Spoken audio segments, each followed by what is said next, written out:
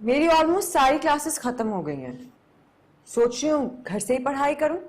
लगता है मैं गलत वक्त पे आ गया हूँ। आप पूरी जिंदगी पड़ी है बातें करने को, अभी तुम पढ़ाई पे फोकस कर। बात जरूरी थी इसलिए आना पड़ा।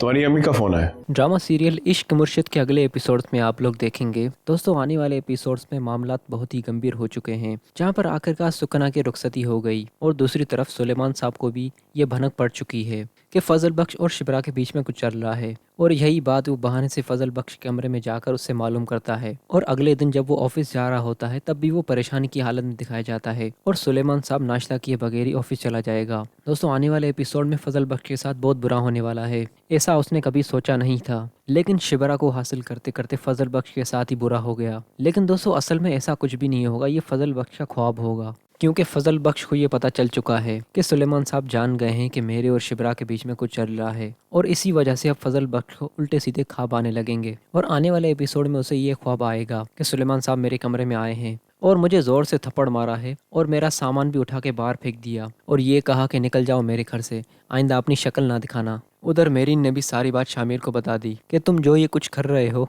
तुम्हें क्या लगता है मैं इन सब बातों से तुमसे दूर हो जाऊंगी और जैसा तुम चाहते हो मैं वैसा होने दूंगी। लेकिन शामिर उससे कहेगा ऐसा कुछ भी नहीं है, जो कुछ भी तुम सोच रही हो और जो कुछ भी तुमने देखा है वो सब झूठ है। लेकिन मेहरीन उससे कहेगी फिर तुम क्यों खेल रहे हो मेरे साथ फजल बख्श बन के, और अब शिबरा को खोने के बाद तुम्हारा क्या होगा तुम्हें तो ये भी पता नहीं। अब मेहरीन शामिर को धमकी देगी और उससे ये कहेगी कि अगर तुमने शिबरा से शादी करने की कोशिश की तो तुम अच्छी तरह जानते हो कि मेरा बाप तुम्हारे साथ क्या कर सकता है। अब दोस्तों शामिर किसी से भी डरने वाला नहीं, क्योंकि अब उसके साथ शिबरा है और जैसे शामिर उसके लिए अपनी जान दे देगा वैसे ही शिबरा फजल बख्श के लिए अपनी जान भी दे सकती है।